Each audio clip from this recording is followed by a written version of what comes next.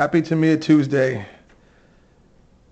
Unfortunately, I don't think I'm going to be able to get a running video of this rig today, but I will have it completed in an hour or two.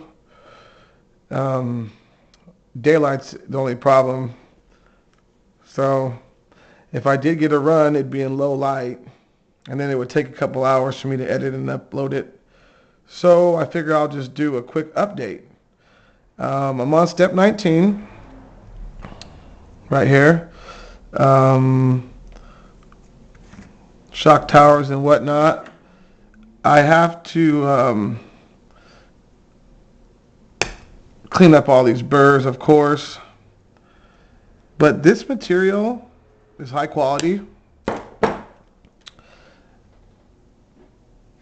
Really, really high quality fiber blended composite. Really, really strong. Really, really strong. This whole rig is made from quality parts.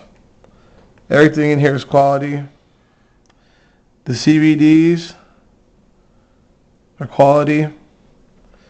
Titanium turnbuckles, and these are some of the strongest turnbuckles I've messed with. The composite ends are quite strong as well.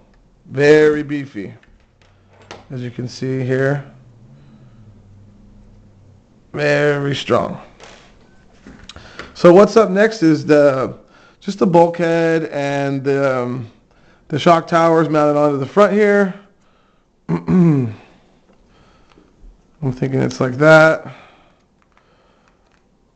It's over the steering assembly. Pow. Right there. And right there. And once that's done, the next step is to build the shocks. And once the shocks are built, the only thing left to do is put in the electronics, because my tires, my body, everything's painted, everything's ready to go. So just basically put these couple little parts on right here, then build the shocks. And it's basically done. Adding electronics doesn't take very long, but I don't know if I have the proper pinion gear for this. They recommend no smaller than a 21 tooth.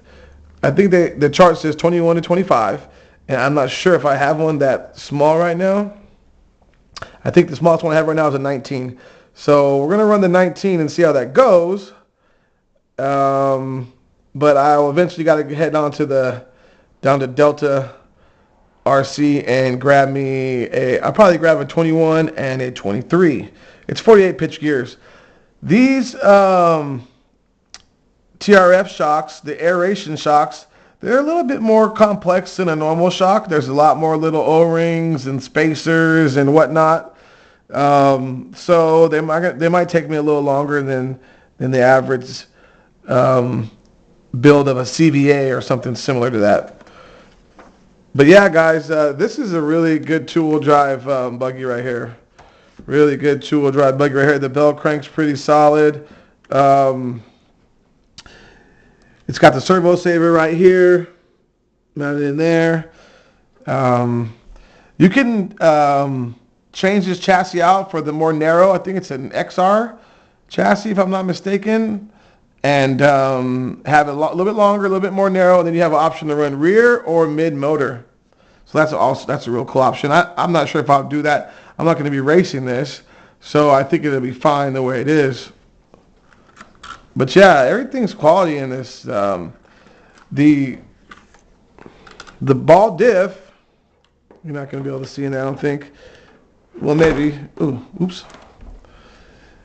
Let's see. Right there. The ball diff has got its spring adjusted. It's got a spring adjustment for the ball diff right there. So that's really cool. It's a quick adjustment ball diff. Building that ball diff was different than the other ones I've built before. But it was really cool. So, okay, guys, let me get finished up here. Get this bulkhead and get this suspension mount or damper stay mounted.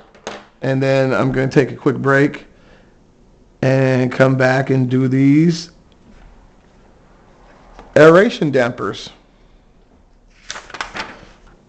But yeah, this thing's got a good transmission, a nice slipper clutch. It's going to be a really, really, really good buggy. The materials are top notch. And this is 8 years old now, about 8 years old. So they're TRF stuff. To me, it doesn't mess around when they come out with their TRF stuff. Anyway, guys, let me get to this, and we'll be back soon.